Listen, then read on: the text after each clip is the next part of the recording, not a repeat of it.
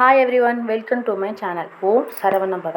நம்ம கிச்சன்லேயோ இல்லை பூஜை ரூம்லேயோ இல்லை வெளியில் வாசப்படியிலையோ கோலம் போடுறப்ப அந்த டைம் மட்டும்தான் அழகாக இருக்கும். அதுக்கப்புறம் ஒரு அரை மணி நேரம் கழித்து பார்த்தா காற்றுலையோ இல்லை நம்ம பசங்க நடந்தாலோ இல்லை நம்மளே நடந்தாலோ அந்த கோலம் அலையிறப்ப நம்மளுக்கு ஒரு சின்ன வருத்தம் இருக்கும். அந்த வருத்தம் இதுக்கப்புறம் நமக்குள்ளே இல்லாமல் இருக்கிறதுக்கான ஒரு சின்ன டிப். பச்சரிசி எடுத்துக்கோங்க. பச்சரிசியை நல்லா க்ளீன் பண்ணி அதை ஒரு பாத்திரத்தில் வச்சுக்கோங்க.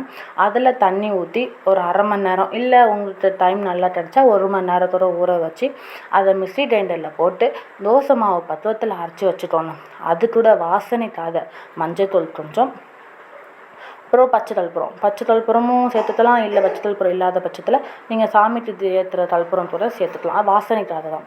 அதை ஏற்று நல்லா தொலைச்சி உங்களுக்கு எங்கெங்கே தோணுதோ பூஜை ரூம்லையா இல்லை வெளியில் நிலவாசப்படியாக இருக்கட்டும் இல்லை கிச்சனாக இருக்கட்டும், உங்கள் இஷ்டம் போல் நீங்கள் எங்கெங்கே போடணுமோ அழகாக போட்டுக்கணும். மோஸ்ட்லி பூஜை ரூமில் வந்துட்டு தாமரை கோலம் போட்டால் நல்லது. தாமரை கோலம் தான் நான் மோஸ்ட்லி போடுவேன். ஸோ எனக்கு தாமரை தான் பிடிக்கும். அதனாலேயே நான் கிச்சன்லேயும் சரி பூஜை ரூம்லேயும் சரி தாமரை கோலம் போட்டுக்கிட்டேன்.